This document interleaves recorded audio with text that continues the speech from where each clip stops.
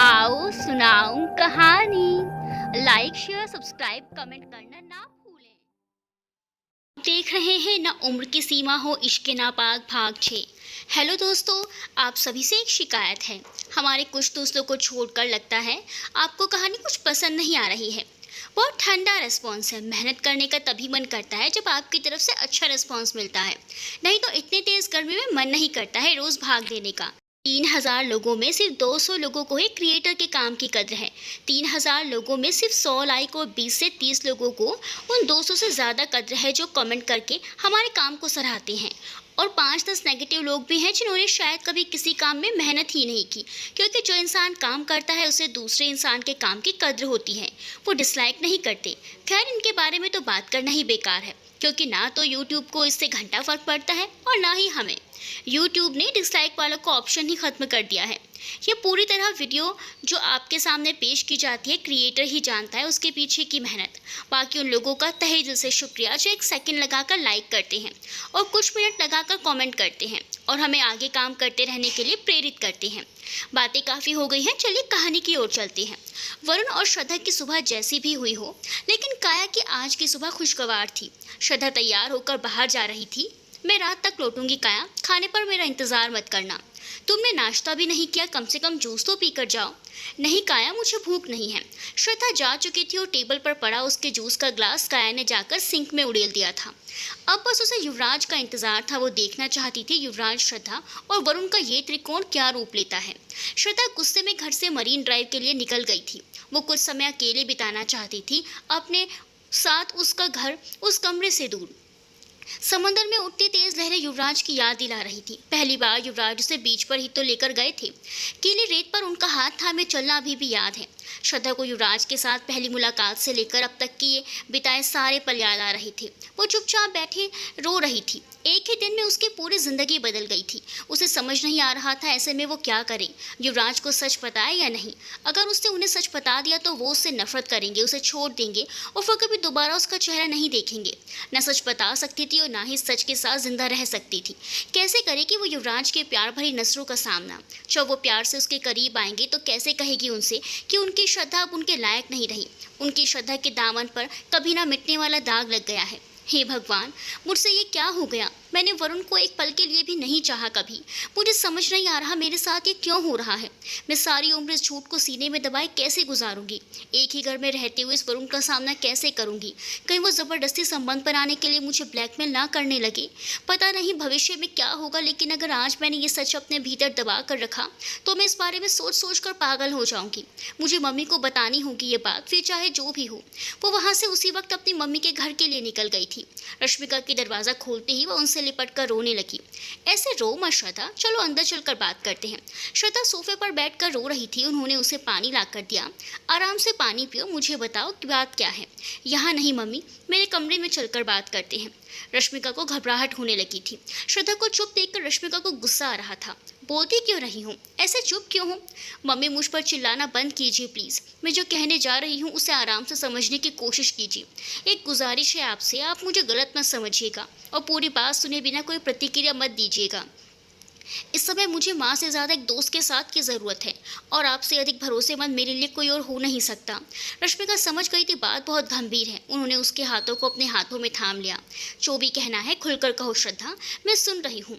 Mummy, मेरे और युवराज के बीच में सब कुछ अच्छा चल रहा था। मिसकैरेज के बाद पैदा हुई सारी समस्याएं हम दोनों ने सुलझा ली थी। पता नहीं फिर उसके कुछ दिनों बाद मुझे अपने भीतर कुछ तब्दीली सी महसूस होने लगी। शरीर में अजीब सी बेचैनी और तड़प बढ़ने लगी। श्रद्धा कहते कहते चुप हो गई थी। ये सोचकर कि अपनी मम्मी को ये बात कैसे बताए। श्रद्धा, इस समय तुम्हारे सामने तुम्हारी दोस्त बैठी है, माँ नहीं। बेझिझक कहो जो तुम्हें कहना है। मम्मी, युवराज के साथ के बाद भी मन शांत नहीं होता था। शरीर की मांग बढ़ती जा रही थी, जबकि ऐसा पहले कभी नहीं हुआ।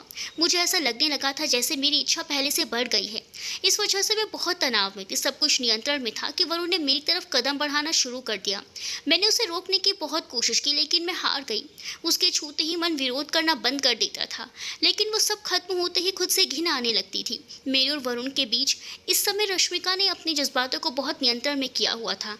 आसान नहीं था एक माँ के लिए अपनी शादीशुदा बेटी के एक्स्ट्रा मैरिटल अफेयर के बारे में सुनना। तुम दोनों कितनी बार एक दूसरे के करीब आए हो।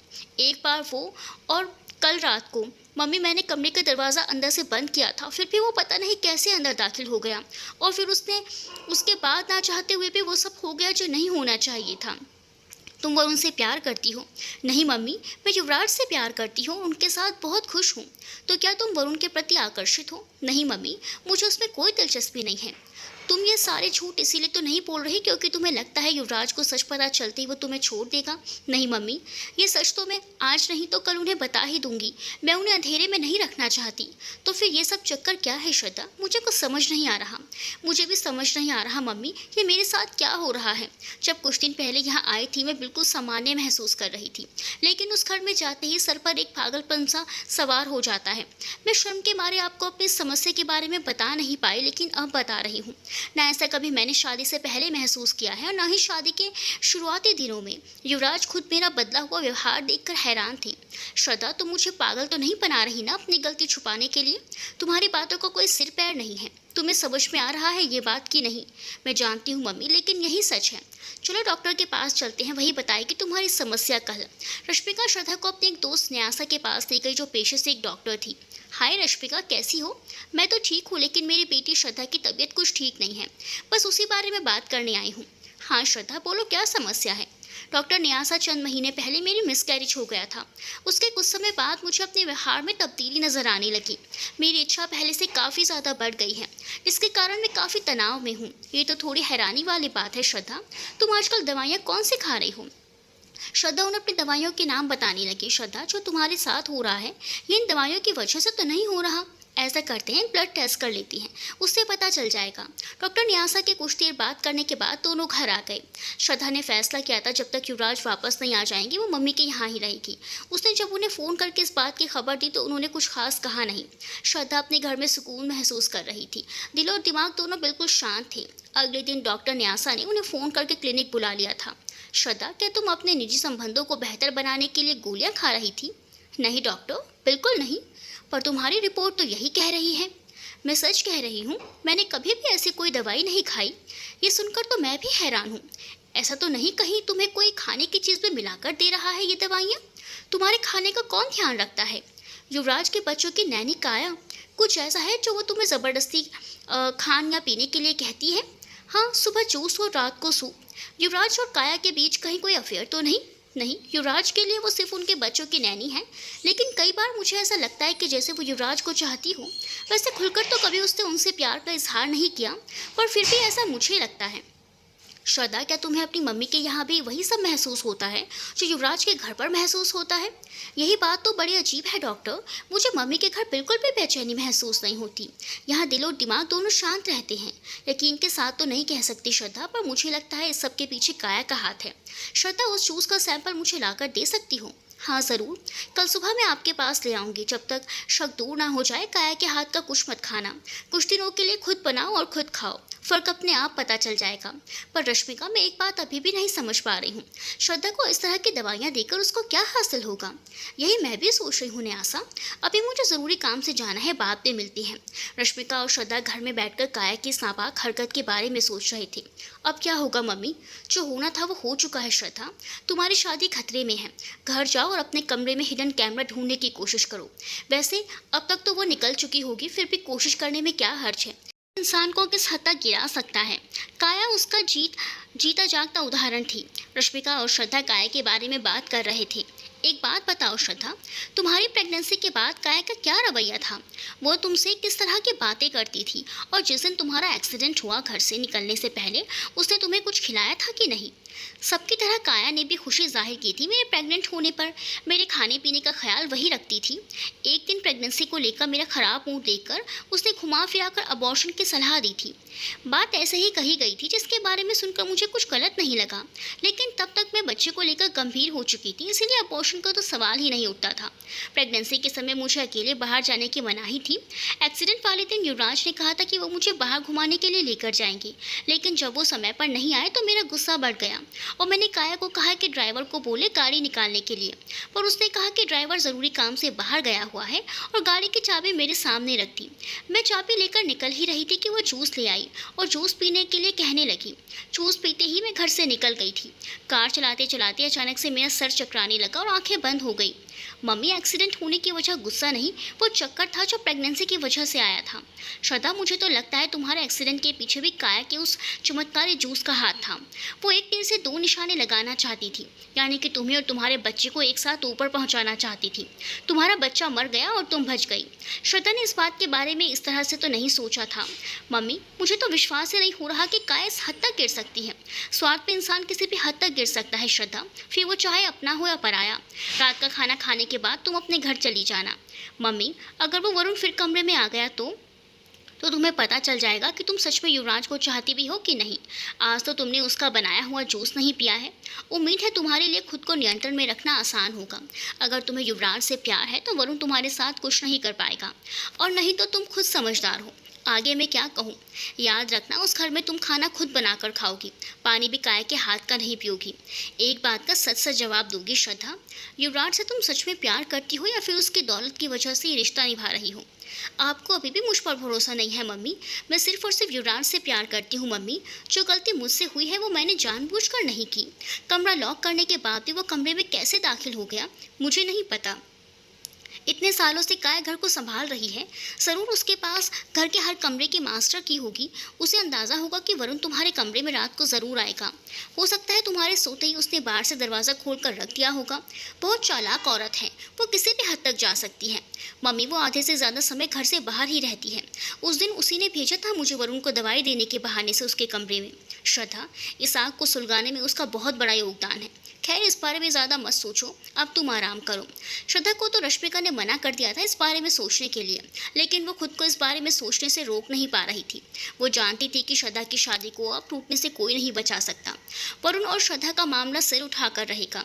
जाहिर सी बात है, सच जानने के बाद युवराज ये शादी तोड़ देगा। किसी और से युवराज को ये सच पता चले, इससे बेहतर है कि श्रद्धा ये सच उसे खुद ही बता दे। कम से कम कुछ तो ईमानदारी रहेगी रिश्ते में। श्रद्धा रात को अपनी मम्मी के यहाँ से खाना खाने के बाद घर चली गई थी। काया और बच्चों ने उसका स्वागत मुस्कुराते हुए किया। कुछ वक्त बच्चों के साथ बिताने के बाद वो अपने कमरे में चली गई थी। जाते ही वो कमरे में हिडन कैमरा तलाशने लगी, जो उसे कहीं नहीं मिला। रात को युवराज से फ़ोन पर बात करने के बाद वो सोने की कोशिश कर रही थी कि इस बार बिना दरवाज़ा खटखटाए वरुण अंदर आ गया। उसे देखते ही श्रद्धा का पारा चढ़ गया। मेरे कमरे से जाओ वरुण, जो कल हुआ गलती से हुआ और कभी दोबारा नहीं होगा। मैं अपने पति को और धोखा नहीं देना चाहती, इसीलिए चुपचाप यहाँ से निकल जाओ। ये बात तुम्हें कल रात क्यों नहीं याद आई जब तुम मेरे साथ। मैंने कहा ना, मुझसे गलती हो गई और उस गलती को बार बार दोहराकर मैं उसे गुनाह नहीं बनाना चाहती। और वैसे भी सुबह तो तुम मेरे चरित्र पर उंगली उठा रहे थे और अब उसी चरित्रहीन लड़की के कमरे में रात गुजारने आ गए हो। श्रद्धा, सुबह होते ही तुमने जिस तरह का बर्ताव किया था उसने मुझे गुस्सा दिला दिया था, और गुस्से में इंसान बहुत कुछ ऐसा कह देता है जो उसे नहीं कहना चाहिए। अपने गलत शब्दों के लिए मैं माफ़ी मांगता हूँ। मुझे माफ़ कर दो श्रद्धा। ठीक है, मैंने तुम्हारी माफ़ी स्वीकार कर ली, अब जाओ यहाँ से। वरुण धीरे धीरे अपने झूठे प्यार की दुहाई देते हुए उसके करीब आ रहा था। उसे लग रहा था इस बार भी उसके छूते ही श्रद्धा विरोध करना बंद कर देगी और उसकी बाहों में सिमट जाएगी। जैसे ही वह उसको छूने के लिए आगे बढ़ा, उसके गाल पर फिर एक थप्पड़ पड़ गया, लेकिन वरुण पीछे हटने की बजाय उसे ज़बरदस्ती छूने की कोशिश करने लगा। इस बार श्रद्धा उसकी छुअन से पिघली नहीं। उसने उसका पुरजोर विरोध किया और ऐसी जगह पर लात मारी कि वह कराहता हुआ पीछे हट गया। ना का मतलब ना होता है वरुण, ये बात अच्छे से समझ लो और अब निकलो यहाँ से बाहर। वरुण इस वक्त गुस्से से पागल हो गया था। उसे श्रद्धा से ऐसे बर्ताव की उम्मीद नहीं थी। जिस शादी को बचाने की कोशिश तुम कर रही हो ना, वो कल रात ही तुम्हारे इस कमरे में खत्म हो गई थी, जब तुम अपने होठों से बार बार मेरा नाम ले रही थी। अब सती सावित्री बनने से कोई फ़ायदा नहीं होने वाला। मेरी बात याद रखना वरुण, इस गुनाह में हम दोनों बराबर के जिम्मेदार हैं। अगर मुझे सज़ा मिली तो तुम भी सज़ा से बच नहीं पाओगे। युवराज के गुस्से को तो तुम जानते ही होंगे। वरुण गुस्से में दंदनाते हुए अपने कमरे में चला गया था। आज श्रद्धा की आंखों में आंसुओं की जगह खुशी थी। उसने फटाफट अपनी मम्मी को फ़ोन किया। हेलो मम्मी, मैं आज वरुण के सामने कमज़ोर नहीं पड़ी। उसके छूने पर मैं बिल्कुल भी बेचैन नहीं हुई। जब मैंने उसे रोकने के लिए थप्पड़ मारा तो वह ज़बरदस्ती करीब आने की कोशिश करने लगा। फिर मैंने ऐसी जगह लात मारी कि दुम दबा कर भाग गया। मम्मी, मैं बहुत खुश हूँ। आज मेरे अंदर कोई बेचैनी, कोई तड़प नहीं है। मैं सिर्फ युवराज से प्यार करती हूँ, किसी से नहीं। युवराज मेरी मोहब्बत हैं, मैं उन्हें बेतहाशा चाहती हूँ। श्रद्धा खुश होते हुए बार बार कह रही थी, मैं ठीक हूँ मम्मी, मैं ठीक हूँ। ये सुनकर रश्मिका ने चैन की सांस ली थी। सुबह श्रद्धा ने जानबूझकर नाश्ता नहीं किया। काया उसके लिए जूस लेकर आ गई। उसने जूस पीने के लिए भी मना किया तो काया उसे बड़ों की तरह समझाने लगी, श्रद्धा अपने खाने पीने का ध्यान नहीं रखोगी तो कमज़ोर हो जाओगी और फिर युवराज कहेंगे कि मैंने उनकी पत्नी का ख्याल ठीक से नहीं रखा। ठीक है काया, तुम इतना जोर डाल ही रही हो तो मैं पी लेती हूँ। काया के जाते ही उसने थोड़ा सा जूस सैंपल के लिए रख लिया था और बाकी फेंक दिया था। डॉक्टर न्यासा के यहाँ वो जूस का सैंपल देकर अपनी मम्मी के घर चली गई थी। अब बस रिपोर्ट के आने का इंतजार था। श्रद्धा बेसब्री से रिपोर्ट का इंतजार कर रही थी। डॉक्टर न्यासा का शक सही था। जूस में मिलाकर इच्छा बढ़ाने वाली दवाई दी जा रही थी, वो भी ज़्यादा मात्रा में। इस दवा के असर से ही श्रद्धा इतनी बेचैनी और तड़प महसूस कर रही थी। इसीलिए वो ना चाहते हुए भी वरुण के आगे कमज़ोर पड़ गई और वो हो गया जो नहीं होना चाहिए था।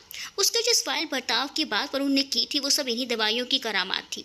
ये जानने के बाद श्रद्धा के मन का बोझ थोड़ा हल्का हो गया था, लेकिन जो गलती उससे हो चुकी थी उसे झुटलाया नहीं जा सकता था। युवराज की कचहरी में उसकी सुनवाई संभव नहीं थी।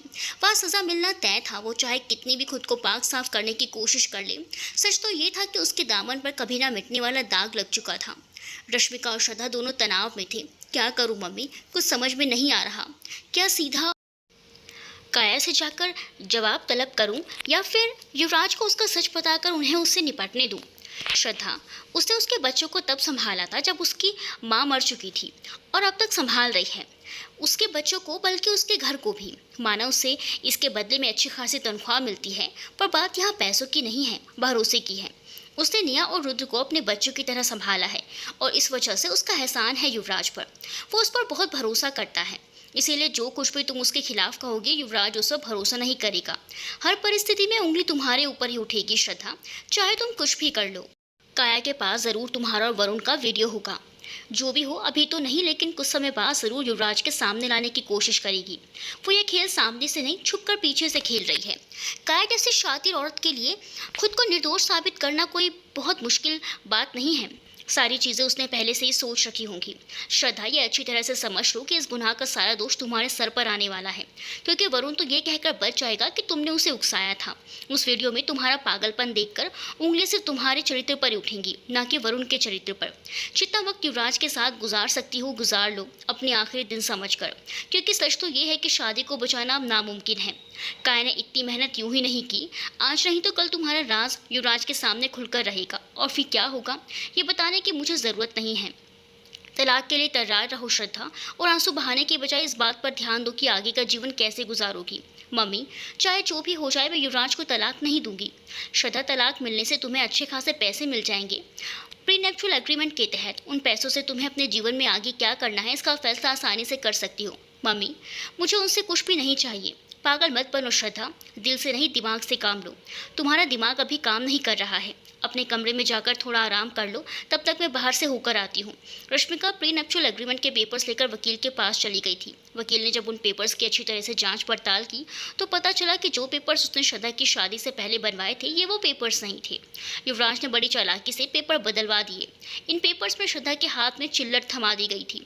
सच जानने के बाद रश्मिका का पारा चढ़ गया था। उसे भरोसा नहीं हो रहा था कि युवराज पेपर्स बदलवा कर उनके भरोसे का गलत फ़ायदा उठाएगा। वो इतना चालाक निकलेगा इसका उन्हें अंदाज़ा नहीं था। मन तो कर रहा था कि अभी जाकर युवराज से बात करे, लेकिन रुक गई।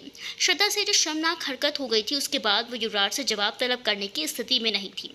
फिलहाल चुप रहने के सिवा और कोई विकल्प नहीं था। श्रद्धा अपनी शादी के भविष्य को लेकर तनाव में थी। उसे काया पर इतना गुस्सा आ रहा था कि उसका मन कर रहा था कि अभी जाकर उसे घर से निकाल बाहर करे, लेकिन नहीं कर सकती थी। आज उसकी वजह से उसकी शादी टूटने के कगार पर खड़ी थी। उसकी वजह से उसने सारा अपना बच्चा खो दिया था, खुद मरती मरती बची, और अब उसके चरित्र पर दाग भी लग गया। इतना कुछ सहने के बावजूद भी वो दोषी है और काया मासूम। श्रद्धा मन ही मन बड़बड़ा रही थी। अरे, अगर यही सब करना था तो युवराज को उनके पत्नी के मरने के बाद ही क्यों नहीं फंसाकर शादी कर ली, उसकी ज़िंदगी क्यों बर्बाद की। मुझे अपनी ही नज़रों में शर्मिंदा कर दिया। अब पूरी उम्र इस बोझ के साथ जीना पड़ेगा कि मैंने अपने इतना प्यार करने वाले पति से बेवफाई की, उनके बाहर जाते ही उन्हीं के भतीजे के साथ रात गुजार दी। सोचने में इतनी गंदी लगती है ये बात, तो जब उन्हें पता चलेगा तब क्या होगा। मैं युवराज की नज़रों का सामना कैसे करूँगी। उनके गुस्से के बारे में सोचकर ही मेरी आत्मा काँप जाती है। युवराज का फ़ोन आया तो वो अपनी गहरी सोच से बाहर आई। अब वापस कब आ रहे हैं युवराज? 2 दिन और लग जाएंगी श्रद्धा, फिर बस मैं और तुम। मुझे फ्लाइट का समय बता दीजिए, मैं आपको एयरपोर्ट लेने आ जाऊंगी। इसकी ज़रूरत नहीं है श्रद्धा, मैं खुद आ जाऊंगा। बस तुम अपना ख्याल रखो, रात को घर चली जाना। युवराज ने बात करने के बाद श्रद्धा भावुक हो गई थी। जिंदगी में ऐसा कुछ हो जाएगा उसने सोचा नहीं था। रात को वो अपने घर वापस चली गई थी। मानसिक रूप से वो इतना थक चुकी हुई थी कि बिस्तर पर पड़ते ही सो गई थी। सुबह 4 बजे के करीब दरवाजे पर खटखटाहट हुई, जिसकी वजह से उसकी नींद खुल गई। उसे लगा वरुण होगा। वो गुस्से से दरवाज़ा खोलने के लिए उठी तो देखा वरुण नहीं, युवराज थे। कुछ सेकंड्स तक वो उन्हें चुपचाप खड़ी देखती रही, जिसे समझने की कोशिश कर रही हो कि कहीं ये उसका भ्रम तो नहीं। युवराज ने जब उसके जोर से गाल खींचे तब उसे यकीन हुआ कि सच में युवराज सामने खड़े हैं। वो जोर से युवराज युवराज चिल्लाती हुई उनके गले लग गई। कैसा लगा सरप्राइज श्रद्धा? एकदम बेस्ट, आपकी तरह।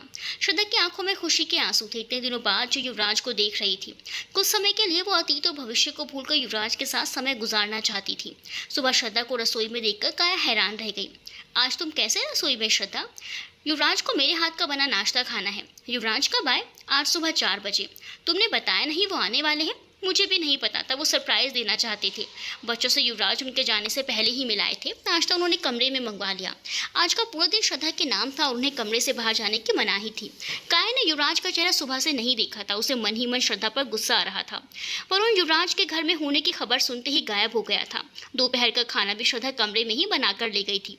श्रद्धा, आज मुझे हमारे हनीमून की याद आ रही है। उस समय भी हम आधे से ज़्यादा समय कमरे में ही बिताते थे। कुछ दिनों की दूरी ने हमारी शादीशुदा जिंदगी को और भी प्यार से भर दिया है। किसी ने सच ही कहा है, दूरियां प्यार बढ़ा देती हैं। मुझे कोई दूरी नहीं चाहिए हमारे बीच युवराज। आप नहीं जानते कितनी मुश्किल से गुजरे हैं वो दिन आपके बिना। अब से आप जहाँ भी जाएंगे मैं आपके साथ जाऊंगी। मैं आपको तंग नहीं करूंगी। समय बिताने के लिए खुद ही अकेले घूम लूंगी। मुझे होटल में बोर होना मंजूर है, लेकिन आपके बिना इस घर में रहना नहीं। मैं आपके बिना नहीं रह सकती युवराज। अब आप इसे मेरा बचपना कहें या कुछ और, लेकिन सच यही है। श्रद्धा की बातों ने उन्हें भावुक कर दिया था। उनकी आंखों से बहते हुए आंसुओं को श्रद्धा ने चूम लिया था। युवराज और श्रद्धा आज पूरी तरह से एक दूसरे में खोए हुए थे। समय की परवाह किए बिना इतने दिनों बाद युवराज घर आए थे तो उन्होंने सोचा क्यों न बच्चों के साथ फैमिली डिनर पर जाया जाए। आज रात को बाहर फैमिली डिनर पर चलते हैं श्रद्धा। ठीक है, मेरे लिए फैमिली का मतलब है हम दोनों और बच्चे। मैं उस काया और वरुण को हमारे इस फैमिली डिनर में शामिल नहीं करना चाहती। वरुण का तो कुछ नहीं, वो अपने दोस्तों में व्यस्त होगा, लेकिन काया को पता चलेगा कि हम अकेले गए हैं तो वो बुरा मान जाएगी। उसे बताने की ज़रूरत ही क्या है। देखना, शाम होते ही मैडम काम का बहाना बनाकर बाहर निकल जाएगी और फिर डिनर तक ही वापस आएंगी। पता नहीं कहाँ भटकती रहती है आजकल। तुम उससे इतना चिढ़ती क्यों हो? भली औरत है बेचारी। खैर छोड़िए उसे। मैं आज की शाम उसके बारे में सोचकर बर्बाद नहीं करना चाहती। युवराज ने सोचा काया को शाम को बता देंगे डिनर के प्लान के बारे में, लेकिन वो घर से गायब थी और उसका फ़ोन भी बंद आ रहा था। लिहाजा युवराज उसके बिना श्रद्धा और बच्चों को लेकर अकेले डिनर पर चले गए थे। आज बच्चे बहुत खुश थे, खासकर रुद्र। डैडी, आज का डिनर सच में फैमिली डिनर लग रहा है। श्रद्धा मॉम, आपके आने से हमारी फैमिली पूरी हो गई है। आपके रूम में मुझे मॉम भी मिल गई है और साथ ही वीडियो गेम खेलने वाले पार्टनर भी। श्रद्धा, तुम इसे ज़्यादा सर पर मत चढ़ाओ। युवराज, मेरा बेटा बहुत समझदार है और उसे अच्छे से पता है कब खेलना है और कब पढ़ना है। मैंने सही कहा ना रुद्र? रुद्र की मॉम कभी गलत नहीं हो सकती। डैडी, रुद्र सच कह रहा है। आपको बड़ा वाला थैंक यू डैडी, श्रद्धा को हमारी ज़िंदगी में लाने के लिए। श्रद्धा से मैं हर तरह की बात कर लेती हूँ जो मैं काया आंटी के साथ भी नहीं कर पाती। मैं सोच रही हूँ क्यों ना हम चारों एक फैमिली ट्रिप पर चलें। बहुत बढ़िया आइडिया है निया। युवराज, आपका क्या ख्याल है? वही जो मेरी फैमिली का है। रुद्र के पेपर खत्म होने के बाद चलने का प्लान बनाते हैं। हम चारों अपने मनपसंद जगहों के नाम अलग अलग पर्चियों पर लिखेंगे और फिर जिसकी पर्ची सबसे पहले निकलेगी उसी जगह पर जाएंगे। कहो कैसा लगा आइडिया? एकदम बढ़िया। पर डैडी, पर्ची मैं निकालूंगा। ठीक है रुद्र। आज सब बहुत खुश थे, आपस में बातें कर रहे थे, साथ हंस बोल रहे थे। युवराज को भी श्रद्धा के आने से अपना परिवार पूरा लगने लगा था। काया घर पहुंची तो पता चला सब डिनर पर गए हैं। ये बात काया को चुभ गई कि सब बिना बताए उसे डिनर पर कैसे चले गए। युवराज तो आजकल श्रद्धा के प्यार में सब कुछ भुला कर बैठे हैं, लेकिन बच्चे, वो कैसे भूल गए उसे? एक समय था जब युवराज, काया और बच्चे सब एक परिवार की तरह डिनर पर जाते थे। आज उसका परिवार श्रद्धा का परिवार बन गया था, जिसकी उसको कोई जगह नहीं थी। डिनर से सब वापस आए तो देखा काया अभी भी जाग रही थी। और आज का डिनर कैसा रहा बच्चों? निया कहना चाहती थी कि आंटी आपको बहुत मिस किया, लेकिन उससे पहले ही रुद्र बोल उठा, आज का डिनर अब तक का बेस्ट डिनर था, बहुत मज़ा आया आंटी। युवराज काया का चेहरा देखकर समझ गए थे कि उसे ये बात अच्छी नहीं लगी। वो बात को संभालने की कोशिश में जुट गए। काया, तुम कहाँ चली गई थी शाम को? तुम्हें कितना फ़ोन मिलाया पर तुम्हारा फ़ोन बंद आ रहा था। तुम्हारे बिना आज का फैमिली डिनर अधूरा ही रहा। हम सब ने तुम्हें बहुत मिस किया। निया भी युवराज की हाँ में हाँ मिलाने लगी। काया ने कोई खास प्रतिक्रिया नहीं दी और फिर सब अपने अपने कमरों में चले गए। आपने सच में काया को मिस किया डिनर में, युवराज? नहीं श्रद्धा, वो मैंने उसका दिल रखने के लिए कहा था। मैं अपनी बीवी से किसी को मिस नहीं कर सकता। बातें अच्छी बना लेते हैं आप। चलिए सो जाते हैं, रात काफ़ी हो गई है। श्रद्धा और युवराज ने श्रद्धा को अपने करीब खींच लिया। अभी तो रात शुरू हुई है श्रद्धा। शुक्रिया श्रद्धा मुझसे शादी करने के लिए। मुझे नहीं पता था बच्चे तुमसे इतना घुल मिल जाएंगे। बहुत खुशी होती है तुम्हारे और बच्चों के बीच इतना प्यार देखकर। तुम्हारे आने से मेरा परिवार पूरा हो गया है श्रद्धा। इसके लिए तुम्हें बड़े वाला थैंक यू। ये बात कहते हुए युवराज भावुक हो गए थे। श्रद्धा के लिए ये उसकी ज़िंदगी के बेहतरीन लम्हे थे। वो हर पल को सहज कर रखना चाहती थी क्योंकि उसे पता था उसकी खुशी कुछ ही दिनों की मेहमान है। अगले दिन से युवराज ने ऑफिस जाना शुरू कर दिया था। वो अक्सर उसके लिए लंच बनाकर घर से ले जाती थी और उनके साथ ही ऑफिस में खा लिया करती थी। घर पर रहती तो ज़्यादातर वक्त रुद्र और निया के साथ गुजारती। काया ने जूस पिलाना बंद कर दिया था क्योंकि वरुण युवराज के आने के बाद से घर से अधिकतर गायब रहता था। कुल मिलाकर घर में शांति का माहौल था। समय अपनी रफ्तार से बीतता जा रहा था। वरुण और श्रद्धा के बीच हुए कांड को 2 महीने होने को आए थे और अभी तक बात बाहर नहीं आई थी। श्रद्धा के दिल से इस बात के बाहर आने का डर मिटने लगा था। वैसे भी उसका ध्यान इस वक्त सिर्फ युवराज और अपने रिश्ते पर था। उसकी ज़िंदगी जल्द ही एक नया मोड़ लेने वाली थी और इस बात को लेकर वो बेहद खुश थी। उसे लगने लगा था अब उसकी ज़िंदगी में सब कुछ अच्छा ही होगा। लेकिन ये सिर्फ उसका भ्रम था। निया और रुद्र काया से आज भी उतना ही प्यार करते थे जितना पहले करते थे। लेकिन श्रद्धा के आने के कारण प्यार थोड़ा बढ़ गया था। पर काया को लगने लगा था जैसे बच्चों के दिल में उसके लिए दिन पर दिन प्यार कम होता जा रहा है। फैमिली डिनर वाली बात वो अभी तक भूली नहीं थी। कभी कभी परिस्थितियाँ इतनी ख़राब होती नहीं हैं जितना हम समझ लेते हैं। सब कुछ समझ का ही तो फेर है। अक्सर हम जो समझना चाहते हैं वही समझते हैं, जबकि वास्तविकता में परिस्थिति कुछ और होती है। काया के साथ भी कुछ ऐसा ही हो रहा था। श्रद्धा ने कभी भी कुछ भी छीनने की कोशिश नहीं की थी काया से, लेकिन उसके खुद के मन में उपजी असुरक्षा और ईर्ष्या की भावना की वजह से वो सबको गलत समझने लगी। उसकी इसी सोच ने उसे सकारात्मक इंसान से नकारात्मक स्वार्थी इंसान में तब्दील कर दिया था।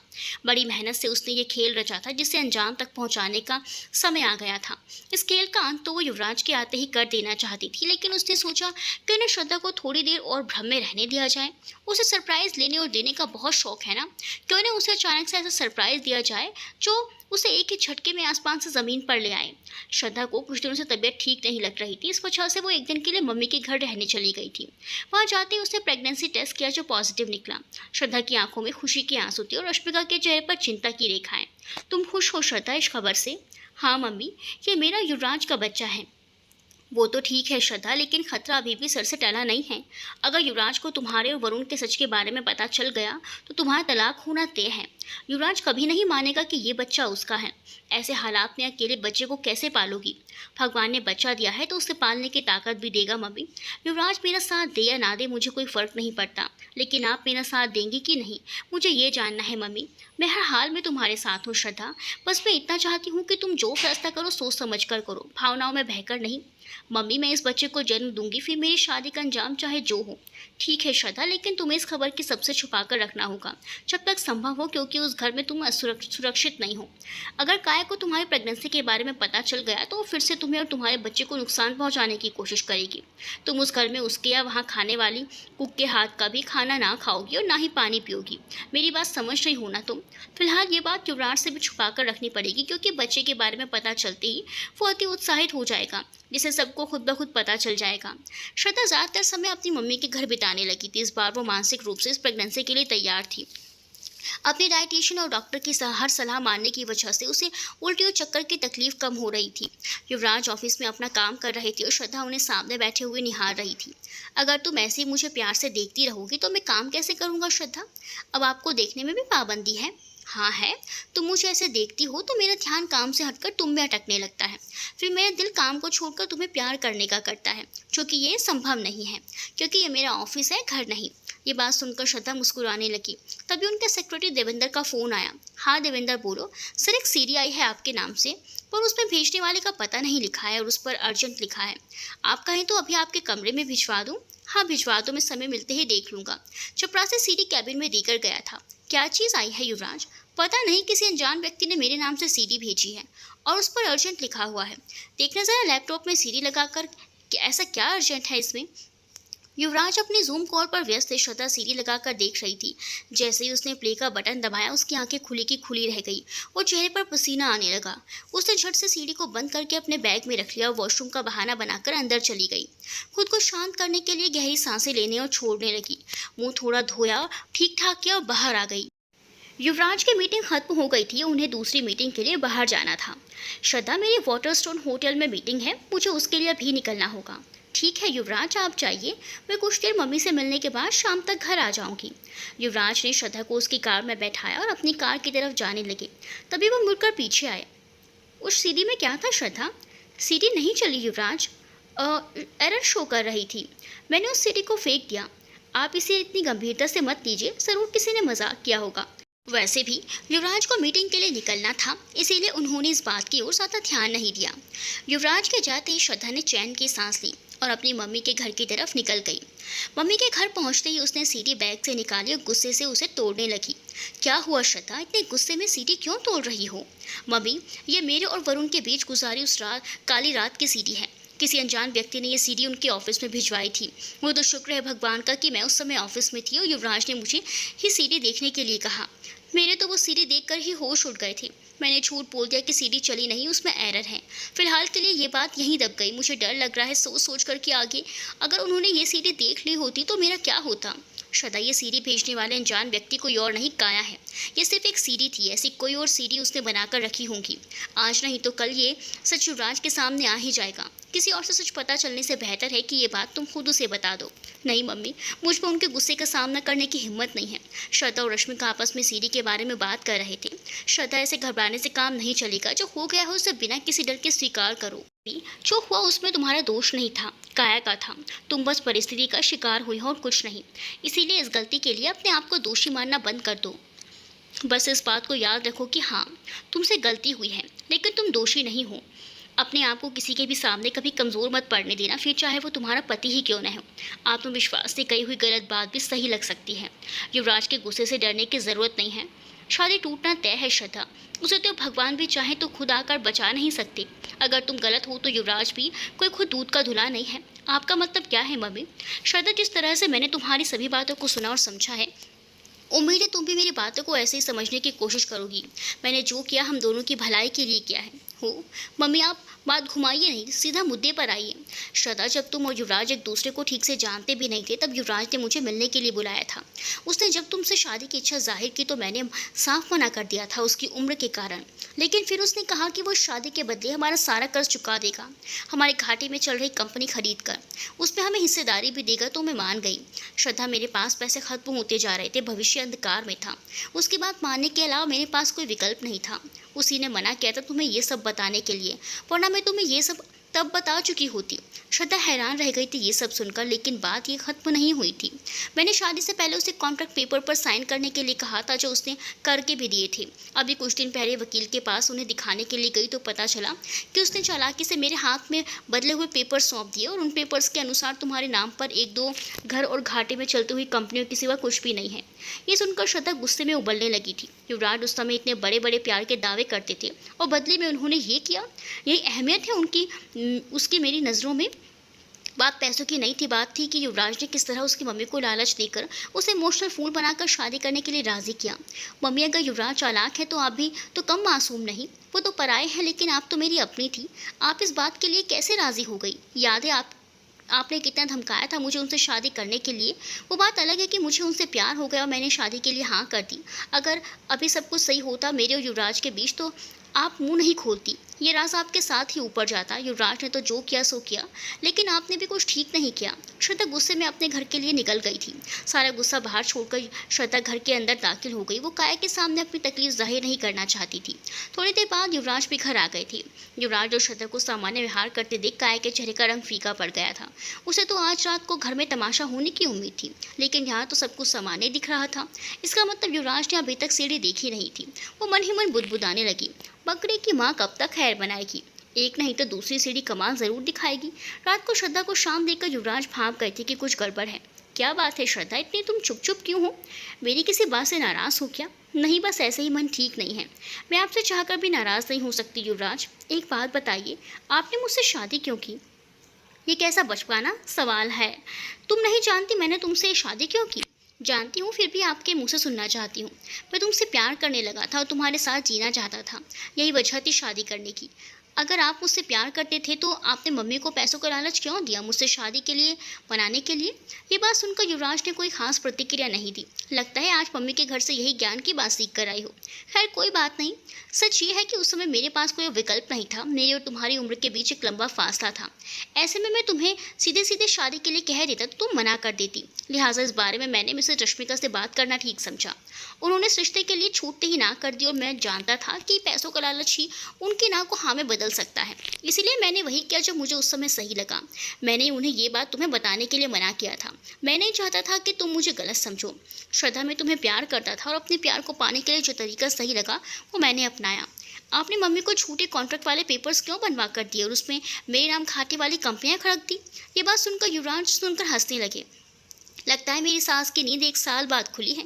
तुम्हारी मम्मी मेरे सामने कुछ ज़्यादा चालाक बनने की कोशिश कर रही थी, तो सोचा क्यों ना थोड़ा सबक सिखा दो। पहले तो मुझे उनके कॉन्ट्रैक्ट वाली बात ही अच्छी नहीं लगी और फिर उन्होंने आधी जायदाद तुम्हारे नाम लिखने की शर्त रख दी। वो मुझे धमकाने लगी कि अगर मैंने पेपर्स पर साइन नहीं किए तो वो हमारी शादी नहीं होने देंगी। शादी से पहले तलाक के बारे में सोचना सही है क्या? युवराज ने लॉकर से कुछ पेपर्स निकाले और श्रद्धा के हाथ में रख दिए। आंखें खोलकर इन्हें पढ़ो और जवाब दो। श्रद्धा पेपर्स पढ़ते ही भावुक हो गई। वो युवराज की वसीयत के पेपर्स थे। इसमें आधी जायदाद श्रद्धा के नाम लिखी हुई थी। श्रद्धा, मुझे तुम्हारी खुद से ज़्यादा चिंता है। मुझे पता है कि मैं तुमसे उम्र में बड़ा हूँ, लिहाजा पहले ऊपर जाऊँगा। मैं नहीं चाहता मेरे मरने के बाद तुम्हें आर्थिक समस्याओं का सामना करना पड़े। मैं अपने फैसले खुद लेता हूँ श्रद्धा, किसी के दबाव में आकर नहीं।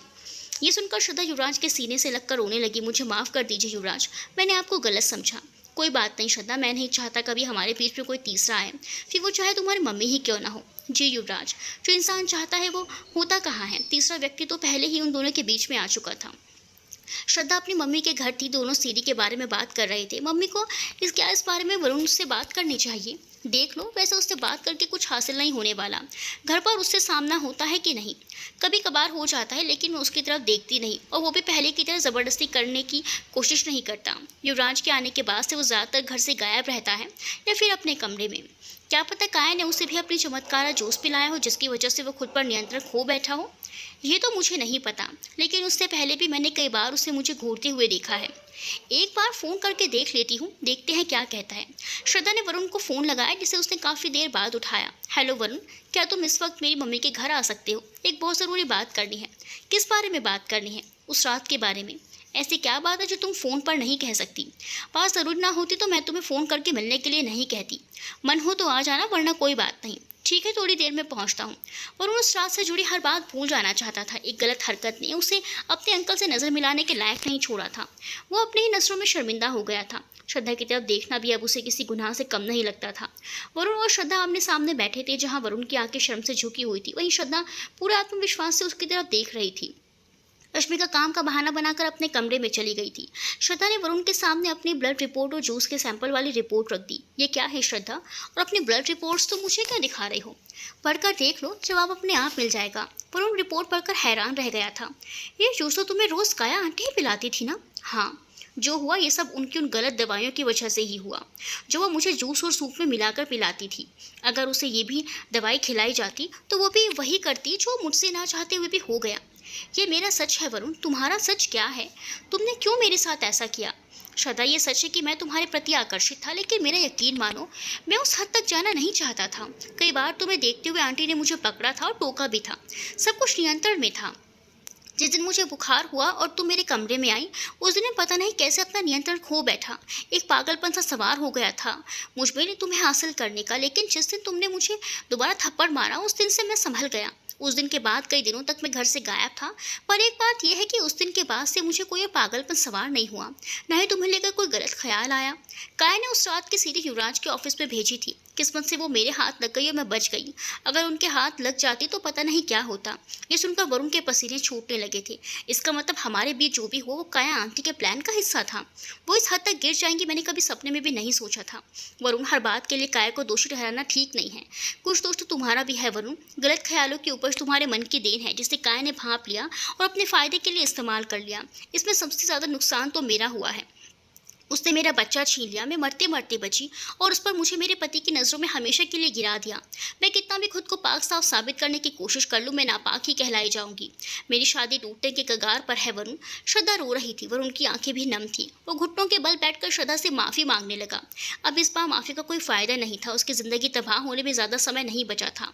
वरुण ने हिम्मत नहीं थी युवराज के गुस्से का सामना करने की, इसीलिए उसने बिना बताए लंदन जाने का फैसला कर लिया था। काया की लगाई गई उस आग में श्रद्धा को अकेले ही जलना था। बड़ी ही अजीब स्थिति थी। जिसने गुनाह किया था वो आराम से बैठी थी और जो बेगुनाह थी वो सज़ा का इंतजार कर रही थी। जिंदगी अपनी सामान्य रफ्तार से चल रही थी। युवराज के ऑफिस में या घर में दोबारा कोई सीढ़ी नहीं आई थी। श्रद्धा खाली समय में खुद को आत्मनिर्भर बनाने के बारे में सोचती थी। एक बात तो वो समझ गई थी कि जब रिश्ते साथ छोड़ जाएं तब सिर्फ आपको पैसा ही संभालता है। उसे अपने साथ साथ अपने बच्चों के बारे में भी सोचना था। उसने तय कर लिया था कि ये सब कुछ सेटल होते ही वो युवराज को खुद सच बता देगी। उसके बैंक में इतने पैसे तो थे फिलहाल के जिससे वो अपनी नई जिंदगी शुरू कर सकती थी। श्रद्धा की प्रेगनेंसी को 3 महीने हो गए थे और अभी तक उसने युवराज को सच नहीं बताया था। वो आजकल उसे उसके वजन को लेकर टोकने लगे थे। श्रद्धा, मुझे ऐसा लग रहा है जैसे तुम्हारा पेट दिन पर दिन थोड़ा बढ़ता जा रहा है। तो बढ़ने दीजिए ना, मेरे बढ़ते पेट से आप क्यों परेशान हो रहे हैं? कहीं आप भी उन पतियों की तरह तो नहीं जो पतियों के मोटा होने पर उन्हें प्यार करना कम कर देते हैं? नहीं, मैं उन पतियों जैसा बिल्कुल भी नहीं हूँ। वैसे तुम्हारा पेट अगर प्रेगनेंसी की वजह से बढ़ता तो मुझे ज़्यादा खुशी होती। तुम्हें पता है फिटनेस को लेकर मैं कितना सजग हूँ, बस इसीलिए कह रहा हूँ। श्रद्धा युवराज को प्रेगनेंसी के बारे में बताना चाहती थी, लेकिन फिर कुछ सोचकर रुक गई। सुबह युवराज ऑफिस चले गए तो श्रद्धा अपनी मम्मी के साथ सोनोग्राफी के लिए चली गई थी। आज फिर युवराज के ऑफिस में किसी अनजान व्यक्ति ने उनके नाम से सीडी भेजी थी, जिस पर अर्जेंट लिखा हुआ था। काम में व्यस्त होने के कारण सीडी साइड में रख दी थी, ये सोचकर कि समय मिलने पर आराम से देखेंगे कि आखिर इसमें इतना अर्जेंट क्या है। थोड़ी देर बाद उन्हें श्रद्धा का फ़ोन आया। मैं आज लंच पर नहीं आऊँगी, मुझे शालवी के साथ बाहर जाना है। ठीक है, मैं शाम को जल्दी घर आ जाऊँगा। डिनर पर कहीं बाहर चलेंगे, फैमिली डिनर या सिर्फ हम दोनों? सिर्फ हम दोनों। आज की शाम और रात युवराज श्रद्धा सिंह राठौड़ के नाम। आपने तो मुझे आज सरप्राइज कर दिया ये बात कहकर। अपना ख्याल रखना, शाम को मिलते हैं। श्रद्धा ने भी युवराज के लिए एक सरप्राइज प्लान करके रखा हुआ था। आज वो उन्हें अपने प्रेग्नेंट होने के बारे में बताने वाली थी। श्रद्धा बहुत खुश थी इस बात से बेखबर कि आज एक सरप्राइज किस्मत भी उसे देने वाली थी। श्रद्धा युवराज के घर आने से पहले ही घर आ गई थी और उनके आने का बेसब्री से इंतजार कर रही थी। युवराज भी ऑफिस से निकलने ही वाले थे कि उनकी नज़र अचानक से उस सीढ़ी पर पड़ी। जारी है कि युवराज देख पाएंगे वो सीढ़ी? क्या होगा आगे? किस किस को इसका बेसब्री से इंतजार है? कमेंट्स करना ना भूलें ताकि हमें पता चले हमारे साथ किसकी धड़कनें बढ़ी हुई हैं आगे का जानने के लिए।